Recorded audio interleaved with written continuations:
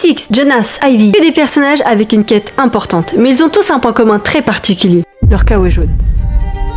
Ouais, t'as bien entendu. Que ce soit dans les films ou les jeux vidéo, les développeurs et réalisateurs manipulent ton cerveau pour te faire comprendre inconsciemment leur point de vue, dicté par ce guide au kawaii si reconnaissable. Tu es comme aspiré par elle et tu suis le déroulé de l'histoire en te focalisant inconsciemment sur cette couleur. Comment a-t-on inventé les couleurs ? Il y a plus de 40 000 ans, la combinaison unique de craie, de terre, de graisse animale et de charbon de bois brûlé était utilisée par les artistes pour créer les premiers pigments connus. C'est vrai que le corps humain est bien fait. Savais-tu que notre rétine est composée de 2 types de cellules spécialisées ? Elles convertissent la lumière en signaux. Et boum, on voit les couleurs. Au début du XVIIe siècle, c'est Isaac Newton qui révolutionne la connaissance du phénomène physique de la couleur. Le bleu, le rouge et le jaune sont des couleurs primaires dites pures, qu'aucun mélange pigmentaire ne peut produire. Intéressons-nous au jaune. Dans l'Antiquité, il était perçu différemment, à savoir en Égypte ancienne, en Grèce antique, en Asie et également en Inde. Tous idolâtrent cette couleur prestigieuse, liée à la richesse, au pouvoir et à la spiritualité, avec des symboliques différentes selon les cultures. Recentrons-nous sur le jaune, dans nos histoires citées plus haut, c'est-à-dire Little Nightmares, Dark et The Village, sur leur univers respectif. Tu trouves pas qu'il y a un point commun entre chaque univers ? Et oui, leur storytelling incroyable qui te plonge vers des personnages remplis d'innocence, qui évoluent dans des univers où règne la peur et l'incertitude, avec des décors immersifs et emplis de mystères. Dans Little Nightmares 1, le principe du jeu est de s'échapper. On incarne une enfant frêle et minuscule, reconnaissable par son imperméable jaune, en se faufilant parmi ces adultes qui souhaitent juste nous dévorer. Le fait d'être un enfant dans un monde disproportionné est une métaphore de la vie, où l'enfant est impuissant dans ce monde d'adultes. Un jeu avec une forte puissance narrative. Aucun dialogue dans le jeu. On comprend toute l'histoire au fur et à mesure de l'avancée de Six dans l'antre, l'endroit où se passe toute l'épopée. On pourrait penser qu'il s'agit d'une prison au premier abord. Seulement, plus on s'enfonce dans la narration, plus on découvre que c'est une embarcation, avec tout un écosystème et à la tête de cette fourmilière, une femme longiligne à l'allure fantomatique, appelée simplement la Dame. Jeu mêlant horreur et plateforme, avec des adultes pour adversaires, plus difformes les uns des autres. Ils ont tous des spécificités exagérées qui les caractérisent. Par exemple, les clients du navire sont tous obsédés par la nourriture, et n'ont qu'un seul but, se remplir l'estomac, comme s'ils ne ressentaient plus du tout la satiété. Un jeu inspiré du voyage de Chihiro.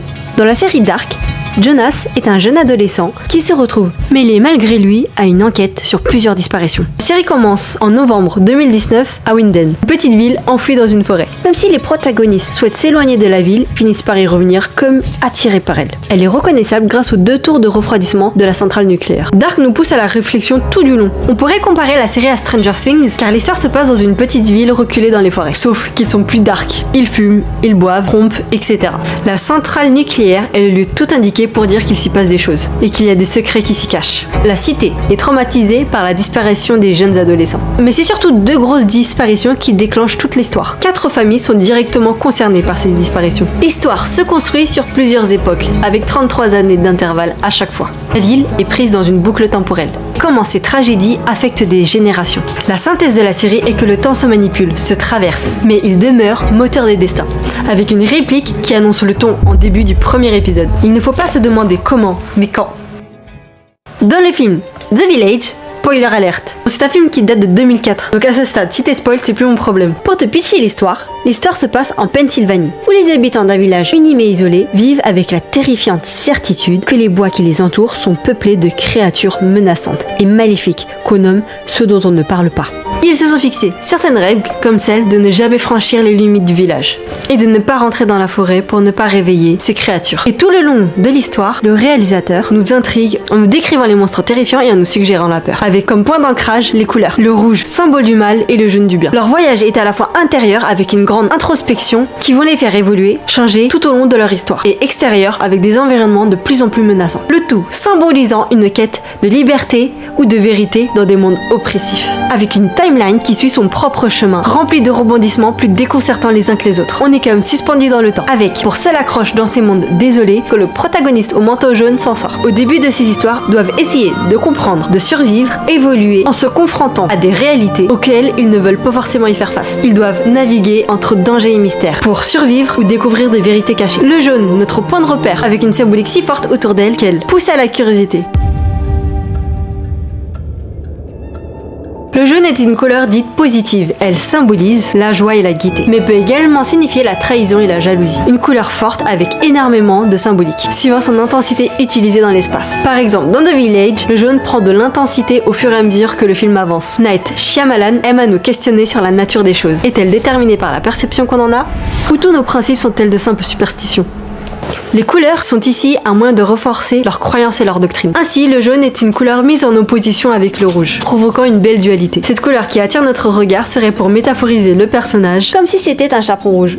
Les personnages avec cette couleur ont pour moi les caractéristiques du personnage fragile en début d'œuvre. Sachant que tout le film est un questionnement sur une croyance, est-ce qu'ils existent, le jaune représente en début de récit l'innocence, la lumière et l'espoir dans la quête d'Ivy. La vision et la dualité des couleurs renforcent ce sentiment anxiogène qui grandit durant l'épopée du protagoniste. Ce jaune qui semble si doux en début de quête devient vite criard. Agressif, comme un son aigu, il a une connotation violente. Il exprime ici la frénésie de l'action.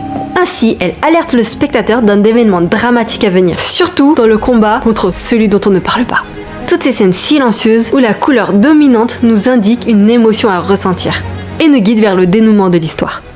Dans Dark, également avec la tonne d'informations que nous recevons à la minute, le jaune du manteau nous permet d'avoir un point de repère parmi ce flot de messages.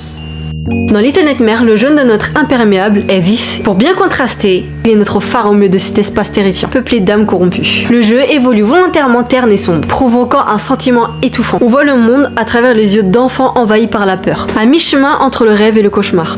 Cette couleur ultra visible est notre point de lumière à double sens dans ce milieu atypique. En psychologie, elle peut aussi symboliser l'égoïsme et l'anxiété, une description parfaite pour Six. Des études prouvent que la couleur jaune réveille le cerveau et améliore la concentration, une meilleure capacité d'analyse. Cette couleur est dite la couleur la plus brillante du spectre visuel, et donc la plus facile à remarquer pour l'œil. C'est pourquoi il y a tant d'images et de significations riches et variées autour de cette couleur.